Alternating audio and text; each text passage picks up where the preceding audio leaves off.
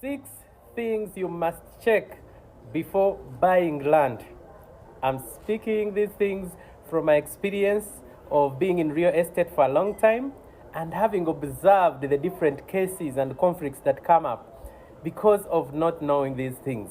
So watch to the end. Number 6 is the most important. Please follow this account in case you have not yet followed me, so that you never miss on information about real estate, but also on business, investment, career, and success. The first thing you need to check is the type of land, what we can also call tenure. Are you buying customary land? Is it freehold? Is it Kabaka's land? Is it a lease? Is it private mile land? Is it Chibanja? Each of those types of land has its own issues. You need to understand the good side of each, and also if there is a negative side, like for Chibanja, Kabaka's land, customary land, you need to understand that. And I made a whole video about it. It is pinned on this account. It has already over 200,000 people who have watched it. Please watch it and you get to know that. Number 2, you need to check the actual names of the owner, the seller. And of course you'll check, is the seller the actual owner? Because someone can be selling to you, but they are not the actual owners. We have seen cases where people get a national ID of somebody else. They get the names of somebody else. They go to Nasa Road, Nkrumah Road. Then they put there their photo.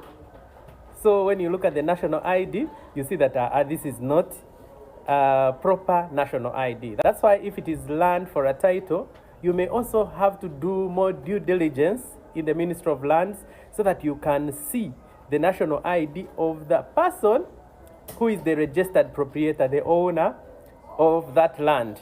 You even look at the photo so that you can tell that these are the actual names. Also remember, people can have similar names. You can find 2 people having the same name. So always be careful about all those things and know that this is actually the right person. Number 3, check the acreage of land, the size, the measurements.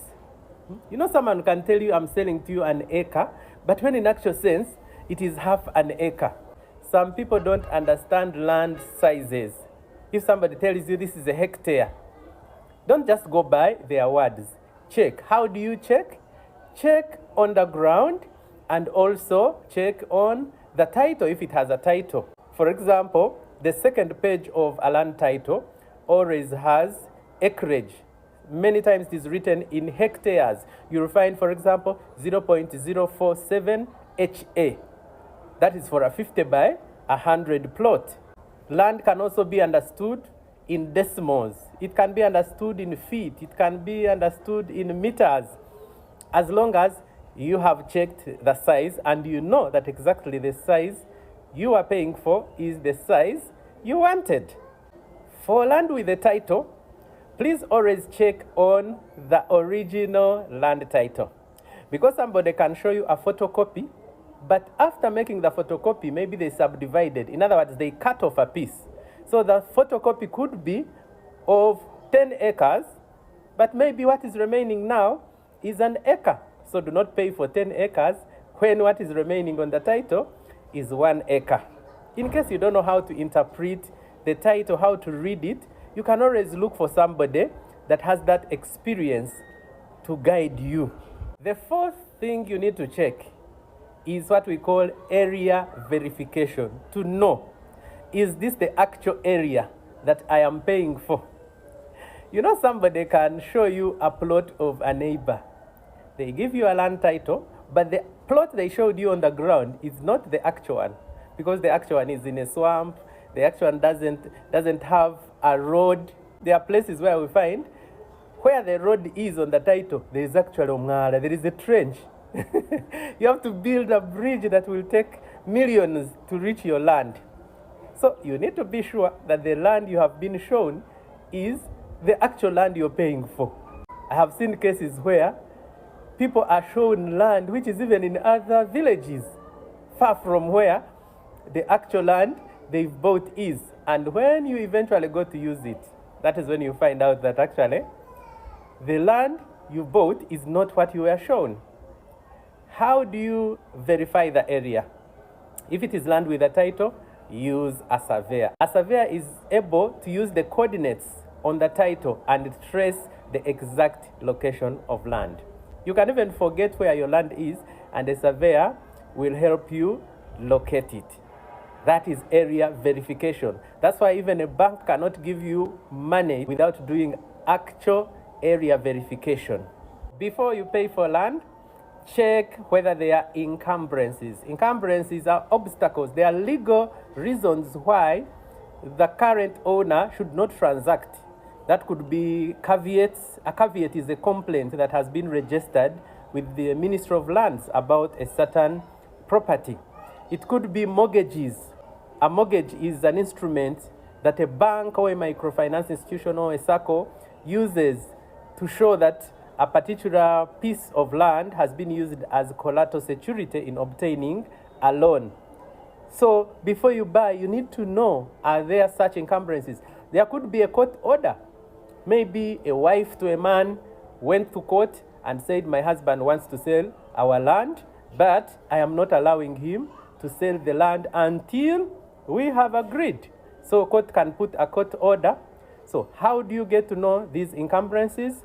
If it is land with a title, you go to the Ministry of Lands, the Lands Office. If you don't know where it is, talk to someone that has experience in real estate. They will help you do what we call a land search that will show whether there are encumbrances or not. Number 6, I said the last one was the most important.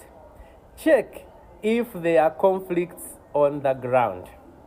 When you're doing due diligence, don't do it only in the land office, because in terms of paperwork, there might not be a conflict that is registered with the Ministry of Lands, but there could be a conflict on the ground. That's why before you buy land, you need to physically go there, open boundaries, walk on it, go there several times so that people on the ground will tell you.